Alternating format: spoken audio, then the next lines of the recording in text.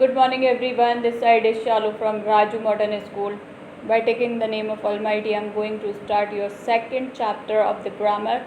The name of this chapter is Parts of Speech. Before I start, hope that every student would be doing good.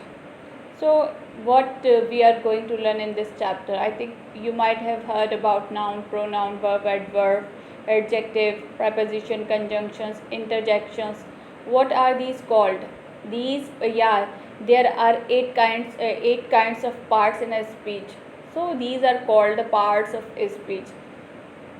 चलें, आज क्या सीखेंगे हम? आपका chapter है आज आपका पार्ट्स ऑफ स्पीच। एक स्पीच में कितने तरीके के पार्ट्स होते हैं? आपने नाम सुना है नाउन, ठीक है, आपने नाम सुना है प्रोनाउन, आपने नाम सुना है verb, adverb, adjective, conjunctions, preposition, interjections. ये सारे parts he parts of speech कहलाए जाते हैं, जो कि एक सेंटेंस में यूज़ होते हैं, राइट। चलें आज सीखते हैं। Let's learn parts of speech. चलिए पार्ट्स ऑफ स्पीच सीखते हैं, ठीक है। Words in English language are divided into 8 parts according to the function they perform. जो वर्ड्स होते हैं इंग्लिश लैंग्वेज में, उनको 8 पार्ट्स में डिवाइड कर दिया जाता है उनके फंक्शन के अकॉर्डिंग। फंक्शन मीन्स उनके काम के अकॉर्डिंग, किसको किस कैटेगरी में रखा जाना है। अगर नेम है तो उसको नाउन की कैटेगरी में रखा जाना है। अगर कोई एक्शन परफॉर्म हो रहा है तो उसको वर्ब की कैटेगरी में रखा जाना है। कोई नाउन को रीप्लेस कर रहा है तो उसको प्रोनाउन की कैटेगरी में रखा जाना है, ठीक है। कोई 2 सेंटेंसेस को जोड़ रहा है as a connector, so we can say that this is a conjunctions, right. अगर हम बात करें, आप अचानक सडन फीलिंग शो करो, wow, hurray, such kind of words come under the interjections, right। जो भी आपकी सडन फीलिंग्स होती हैं, these are called parts of speech। इन्हीं को जो मैंने आपको बताया, noun, pronoun, verb, adverb, adjective, conjunctions, preposition, interjections, इन्हीं को पार्ट्स ऑफ स्पीच बोला जाता है।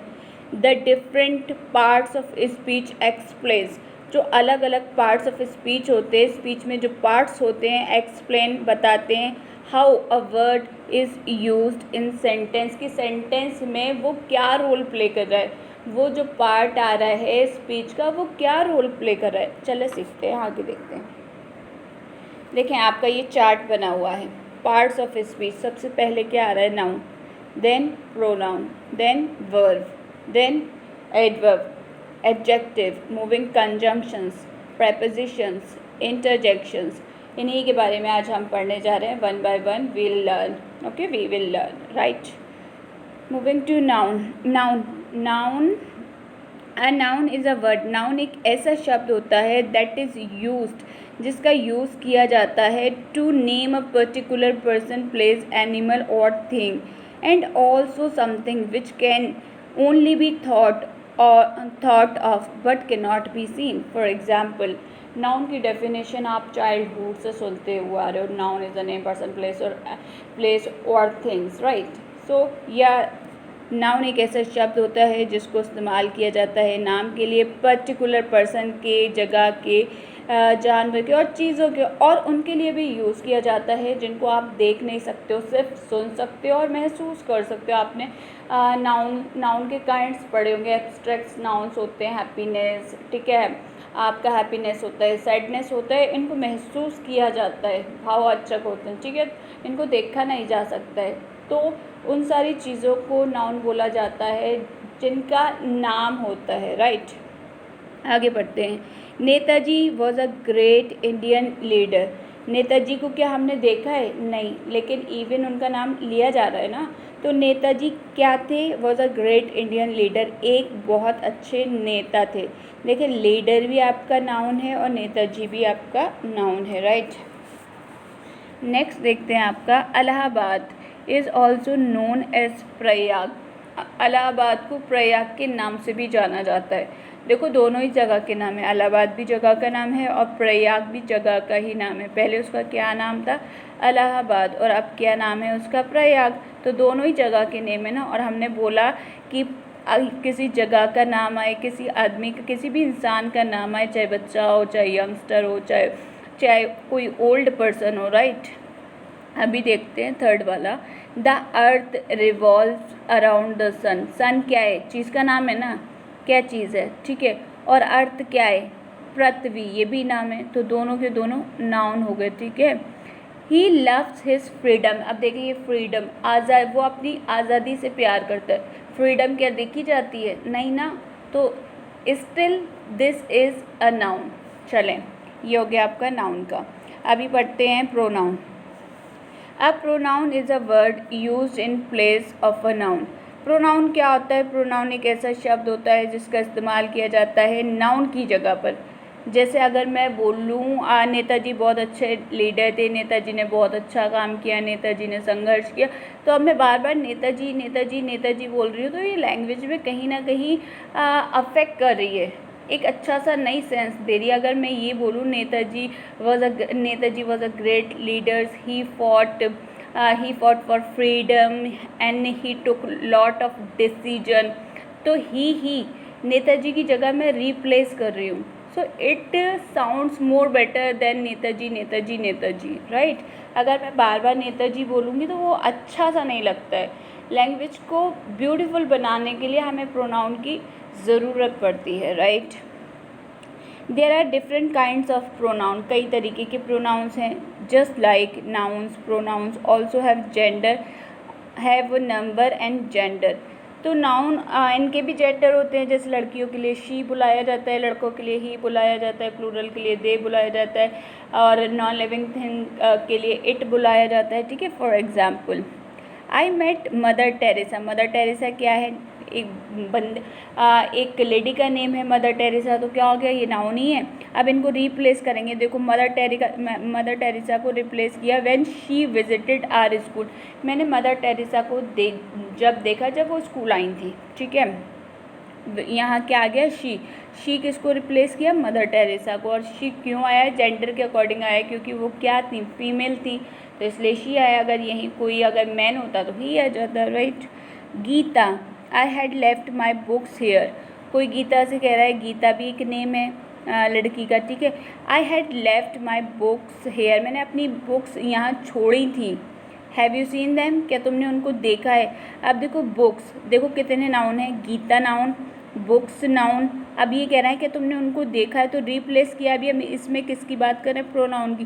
तो दैम किन के लिए आया है? बुक्स के लिए, ठीक है, क्योंकि ऑब्जेक्ट की फॉर्म में आया है, that's why we have made it them, right. चलें आगे देखते हैं। Prakash is an excellent athlete.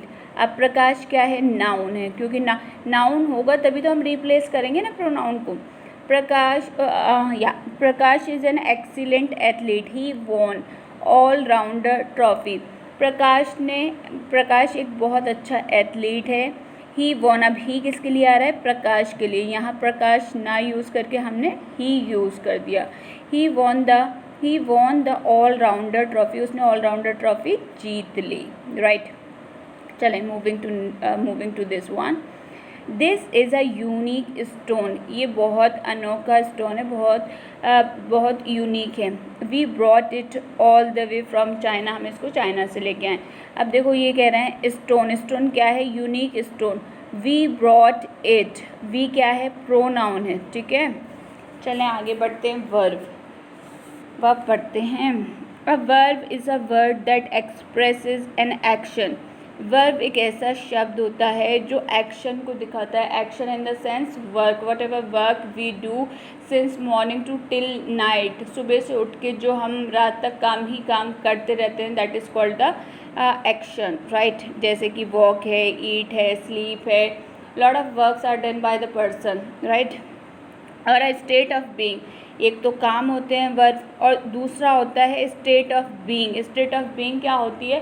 किसी के बारे में सिर्फ हम बता रहे हैं, वहाँ वो कुछ काम नहीं कर रहा है। स्टिल इन दो sentences verb can be seen, verb हर सेंटेंस में होती है। कैसे देखते हैं? देखें, is am are, was were, is am are present के हैं, वॉज वर आपके पास्ट के हैं। It is the most important part of the speech. Parts of speech में अगर सबसे ज़्यादा इम्पॉर्टेंट रोल अगर कोई प्ले करता है तो वो वर्ब है। जैसे कि एक घर में अगर सबसे ज़्यादा इम्पॉर्टेंट रोल कोई प्ले करता है तो वो डैडी होते हैं, ठीक है। इवन तो मम्मा भी इम्पॉर्टेंट होती हैं बट डैडी बहुत ज़्यादा इम्पॉर्टेंट होते हैं ना। So it is the most important part of speech as there can be no sentence. इसके बगैर कोई सेंटेंस नहीं बनाया जा सकता, राइट। किसके बगैर? वर्ब के बगैर। Without a verb, for example के लिए आप देखें, the farmer plucked the apples and placed them in a cart. किसान ने क्या तोड़े? एप्पल्स तोड़े। प्लग का मतलब है तोड़ना, में यहाँ काम किया है उसने, तोड़ा है, ठीक है। एंड प्लेस्ड देम, और रखा, रखने का भी काम किया है उसने। देखो प्लग्ड एंड प्लेस्ड देम, और उनको रखा। उनको किनको? एप्पल्स को। एप्पल्स के लिए यहाँ आ रहा है देम, ये प्रोनाउन का रोल प्ले कर रहा है। इन अ कार्ट, बास्केट में रखा, ठीक है। किसान ने क्या तोड़े? एप्पल्स तोड़े और उनको कार्ट में रख दिया, ठीक है। नेक्स्ट वन, ये क्या लिखा हुआ है? Alaska is a cold country. Alaska country का नेम है, ये नाउन है। अब देखो यहाँ पर, यहाँ अलास्का कोई काम तो नहीं कर रही ना तो ये कोई लड़की है, ये कंट्री का एक नेम है तो उसके बारे में बताया जा रहा है। स्टेट ऑफ बीइंग है यहाँ पर, ठीक है। एक कैसी कंट्री है? बहुत ठंडा देश है। When are you at home today? आज तुम घर पर कब हो? जैसे हम पूछते हैं ना कब फ्री हो, तो यहाँ पर भी कोई काम नहीं किया जा रहा, सिर्फ पूछा जा रहा है, ठीक है। It was raining all night. अब ये कब की बात हो रही है? पास्ट की बात हो रही है। किससे पता चल रहा है? वॉज से पता चल रहा है। लेकिन इसके बाद आपका वर्ब भी आ रहा है। यहाँ स्टेट ऑफ बीइंग नहीं है, यहाँ एक्शन हुआ है, बारिश होने का काम हुआ है, ठीक है। It was raining all night, पूरी रात बारिश हो रही थी, ठीक है। चलें, remember verbs have 3 main forms. Her verb की 3 फॉर्म्स होती हैं, ठीक है। देखें कौन कौन सी होती हैं। Present first form, past second form and last one is past participle form, third form कहलाई जाती है, ठीक है। चलें नेक्स्ट पार्ट आपका सेकंड में कवर करेंगे।